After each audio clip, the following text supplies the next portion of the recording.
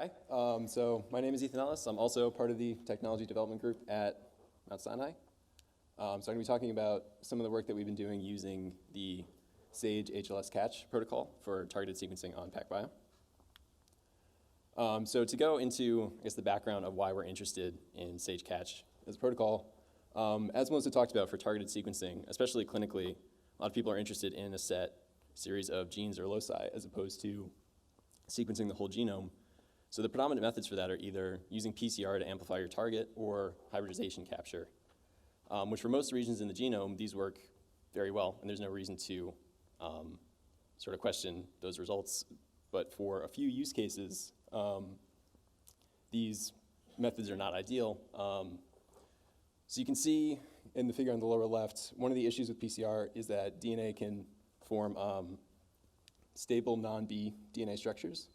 So you can see, for example, here, this sort of hairpin can happen when you have tandem repeats, where the template or the primer strand in PCR, for example, will slip. And due to the nature of the repeat, the two strands will still align. So if you're trying to amplify a region with tandem repeats, you can get, A, either an inaccurate count, as that can go up and down over the number of cycles, or B, the polymerases can actually have a hard time getting through a lot of these regions. So you might, for example, if you have a heterozygous sample, have PCR amplification of the normal gene, but if it's an expanded disease state, like for example in FMR1, the polymerase might not actually be able to make it all the way through, so you might actually lose the disease state, which would be obviously very important for clinical diagnosis or for genetic counseling for diseases like FMR1, if you're looking at passing down an expanded repeat. So the second issue that you can have with PCR is for polymorphic regions, where if there's a lot of variation, if there's a difference between what you saw in the reference and how you designed your guides and what the actual loci that from your sample is, you can actually have that same similar dropout. So for hybridization, it uses less PCR cycles, but it still does use PCR to amplify your target once it's been fished out. So you have sort of the same issues there, as well as the risk of uneven capture in polymorphic regions for the same reason. So the third sort of unmet need that we're looking at is pseudogenes, where a copy of the gene elsewhere in the genome over time, or evolutionarily, will have been either partially or fully inactivated, which these genes share a lot of context with the original genes, so they can be difficult to isolate or to target. Especially, all these cases are made worse if you're using short reads, because for example, if they don't span a repeat, or if you can't tell the context of the gene versus the pseudogene, you would not be able to accurately tell what you're looking at. So we think for all these cases, if we were able to have a method for this unmet need for low complexity or repeat regions, polymorphic regions, and pseudogenes, that you would need long reads to be able to span them in order to be able to actually investigate what you're looking at. So to get into the original catch method, so it showed up first in this paper in 2015 from Zhang et al., and then in this 2018 paper from Gabriele et al. The first one is more based on cloning, and then the second was carrying it forward into sequencing. So you can see this schematic on the bottom from the Gabriele et al. 2018 paper. Starts with basically single cells that you embed in an agarose gel or an agarose plug, very similar to the BioNano extraction.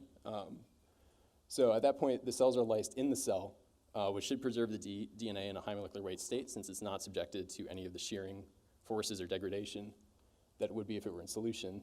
And at this point, you digest the DNA while it's still in the gel with Cas9, where we've designed guide RNAs to cut on either side of, if this was your target region, to cut out your target region from the rest of the high molecular weight DNA. So this is different from any sort of repair template or genome editing with Cas9. This is just using the guide RNAs to leverage it as a targeted cutter. So at this point, you should have all of your DNA in a high molecular weight state, except for this small fragment that you've cut out of it. So in this original paper, what they did was they ran it on a pulse field electrophoresis gel. So you can see this 200 kb fragment runs down here, whereas all the high molecular weight DNA is trapped at the top of the gel. And then they digested the agarose, precipitated the DNA when it was sequencing. So the other important thing to mention here is that at this point, using this protocol, the DNA is not amplified at any step. So any sort of methylation or epigenetic markers that were present in the original DNA are still intact, and any sort of repeat or difficult region that you would not be able to amplify should be still present from the native DNA that you went into with. So the SageHLS-CATCH is a commercial product that's been released by Sage Science and workflow where this whole procedure takes place on a plastic cassette. You can see a schematic at the top here. So you can see the actual cartridge has this agarose gel that runs down the middle with ports for electrodes to run just as a normal agarose gel. And then it has ports for loading your cells, and then as well as whatever reagents you would be using to treat your sample at each step. And you can see these elution wells at the top here. So these are filled with liquid, which are separated from the gel by a membrane, with the idea being that after you run a gel and you get the sort of banding down here, if you switch the direction of the current to be vertical, you would actually push your DNA up into each one of these fractions here.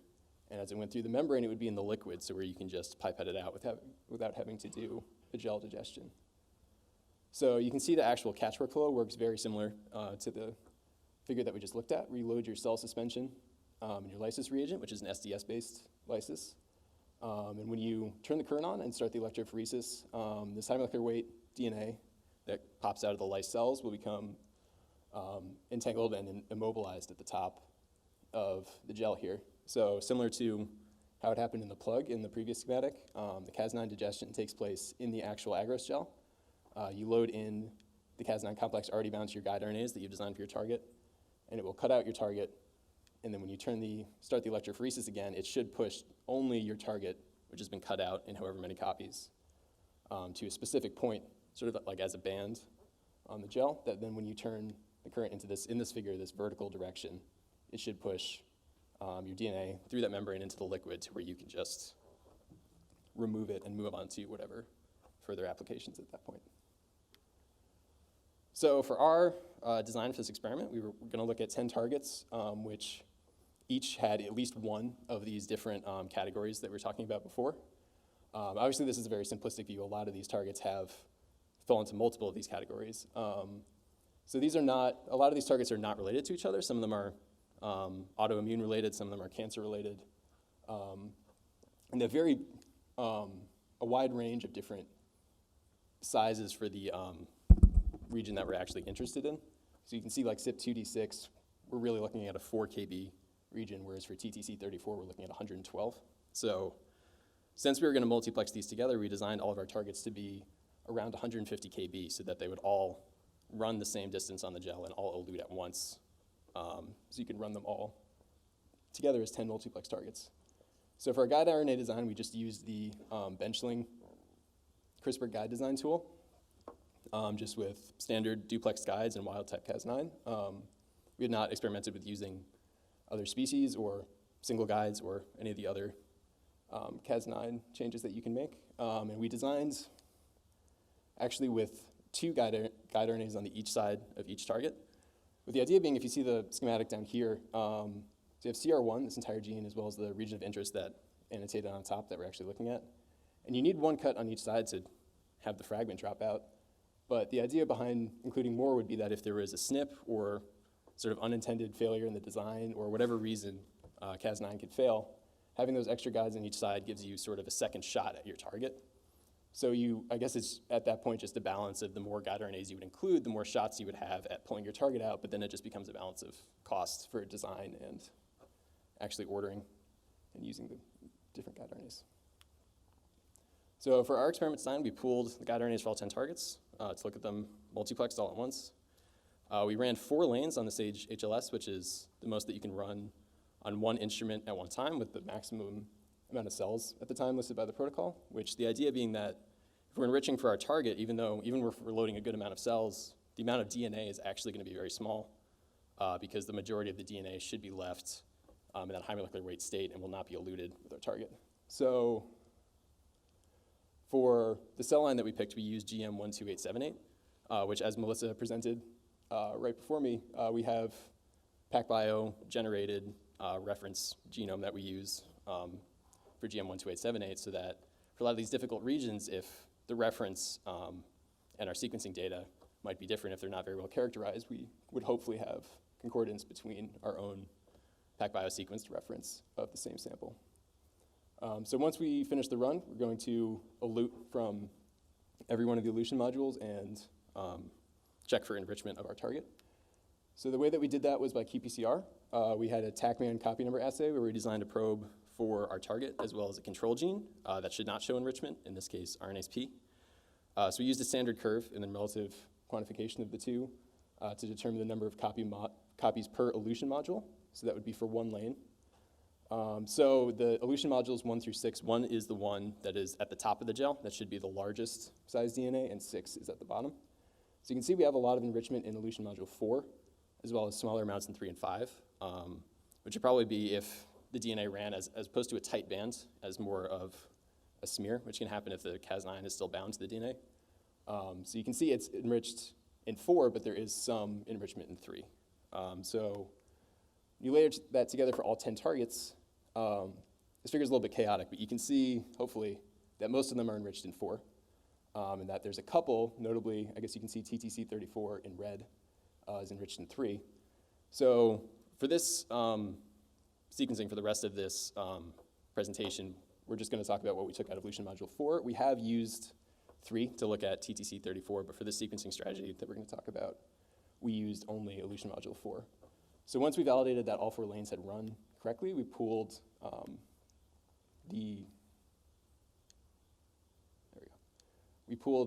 the fractions from all 4 lanes, so that for elution module 4, we wound up with a total of about 400 nanograms, relatively dilute at 1.47 nanograms per microliter.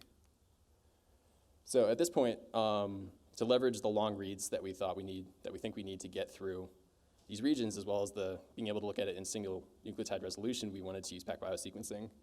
And to use the low input that we got, we decided to use the SmartBell Express Kit 2.0. So at this point, we went in with 200 nanograms input, which is half of what we got total, so that'd be about 2 lanes. And we actually took that 200 and did a 10 kb shear, with the idea being that we were not going in with a lot of yield, and we find that with longer fragments, you lose more during both the amperes and library prep, as well as it doesn't load on SQL quite as nicely as a 10 kb fragment. So we did that in a 1x ampere to clean it up, and then went into library prep. We wound up with about 70 nanograms of final library. You can see the bioanalyzer trace down here was mostly just to check to make sure we didn't have any of the small fragments that we'd be looking to avoid. So at that point, we sequenced on Sequel 2, 2.0 chemistry, 30-hour movies on an 8M smart cell. And then we mapped that data to HG38. So you can see just, I guess, briefly from the sequencing statistics here, we got about 6.8 gigabases of mapped CCS reads. And the average length of them was about 7.2, 7.3 KB.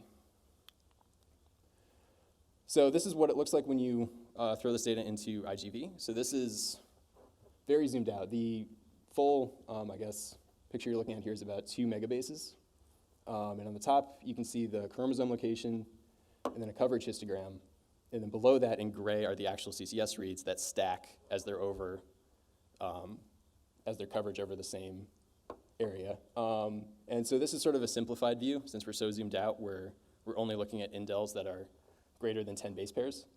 Just because looking at 2 megabases, everything that's a single base variation becomes very hard to see anything at this scale. So you can see in red, I've marked our guide RNA design locations. And then for example, for this one, I marked in blue where the pseudogene is. So this is CR1, which is complement receptor 1, which is one of the autoimmune locuses that we were looking at from that target list. So you can see that we get, at a maximum here, so that's just this bottom peak, 70x coverage of CCS reads filtered at Q30. So you can see the coverage is not, it's not a solid bar at 70. There are some peaks here. But you can see for the pseudogene CR1L, which we actually designed the guide RNA to be right in between the gene and its pseudogene, you can see that it's not enriched. It has this sort of characteristic shoulder here that we get on either side, but it doesn't have enrichment the same way that you see for the gene itself. So for a gene with a pseudogene that's much farther away, we looked at FCGBP, which is involved in maintenance of mucosal structure. So you can see for this one, sort of similar, we get 75x coverage at this long peak here. And then the pseudogene, which is much farther away on the chromosome, you can see it doesn't seem to be enriched at all compared to the background.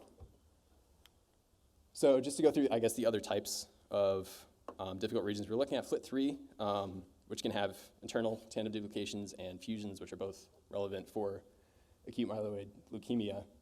You can see we got 52x coverage, which is more even across here. And you can see the same sort of characteristic sort of pattern in all these where we have these sort of shoulders down to the background and then this sort of sharp enrichment right at the guide RNA locations. And then the other type, so we're talking about polymorphism. So CYP2D6 is a gene that's very important in drug metabolism, especially for antidepressants and some others, and it's polymorphic that that region depends on how well that region dictates how well you will digest a lot of those drugs or metabolize them. So you can see on the right side here, we have this very sharp enrichment, and then on the left, it sort of tapers off a little bit more. But we're getting 42x coverage across this sort of bottom region here. And so another interesting one that we're looking at. So PTPRN2, which is involved in insulin secretion, is important autoimmune antigen in type 1 diabetes. So you can see we get this sort of very sharp enrichment at either side. So that you can see that the enrichment is working well, but if you notice over here, actually about 2/3 of the way across, that the coverage actually drops all the way down to 0 for that region. So if we sort of zoom in on that, this is still fairly zoomed out. This is probably tens of kb's, I think, from right to left. You can see that there's a very sharp drop-off in terms of coverage in this gap in the middle here. But something that we noticed was that the reads that extend into this gap, they're sort of anchored in these gray zones where they actually do align to the reference, and then they sort of tend to accumulate all these differences from the reference, where the differences in base pairs are going to be labeled as green, orange, blue, or red. So the thing that's interesting is that these reads that do map to the reference here and then extend over into the middle here, you can see these sort of banding patterns here. Like over here, you can see this orange to blue to red, and on the right here, these green and purple bands. So it seems like the CCS reads are concordant with each other. So our thought here was if this region might not just map to the reference, if it might be polymorphic and not represented well in the reference, which at that point it becomes sort of an analysis challenge where if we're looking at a region that's going to be polymorphic and not something that we can map because it is different from the reference, we probably need a novel means to look at it to be able to investigate these without mapping them. So our first step for this, which we have ongoing right now, is to map it to our NA12878 genome, which came from the same sample and was also sequenced on PacBio. So we're hoping that that will help sort of clear this up and see if we get the same sort of reads through here so that we can fill in that coverage and that it might just be an issue with mapping to the reference. So another sample that shows that sort of same pattern that we're looking at, TPO, thyroid peroxidase, which mutations in that can cause hypothyroidism. And you see the same sort of similar pattern here where there's a sharp sort of symmetrical drop off down to 0 in the middle. That is another target that we're definitely looking at and hoping that the NA12878 mapping will clear that up. So as far as next steps, the reference mapping, which is ongoing. We're also looking at titrating our shearing conditions because 10 kb is ideal for loading and not losing a lot of material. But we were thinking if it turns out that we need to investigate a lot of these regions that are hard to get through, that sort of longer fragments, 20, 50, or unsheared, if they can span a longer region, might make it easier to look at, or if we need to assemble or anything like that. So it would just be the question of balancing going in with a relatively low yield and how much DNA we would lose from those progressively longer sizes. So then also testing a higher plexing targets. The number 10 is not native to the protocol. That's a number that we picked to test. So we'd like to see how many, because the theoretical limit of how many targets you can digest with that amount of Cas9 should be much higher. So we'd like to see how many targets we could do at once just for the purposes of creating panels or anything like that. Then also for future steps, since the methylation should be preserved in all these samples, for a lot of these regions, that would be a pretty unique opportunity to be able to investigate that. So that is definitely something that we're looking to in the future. So just a couple of quick thank yous. Chris Bowles, who's our collaborator at Sage. Melissa Smith, who talked right before me, who's the director of our group.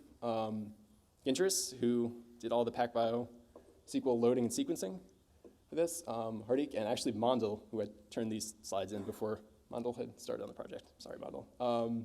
So they both did a lot of the bioinformatic heavy lifting. And Maya Strahl, who developed a lot of our guide RNA design protocols, as well as Bobby Sebra, who's the director of our group. That's it.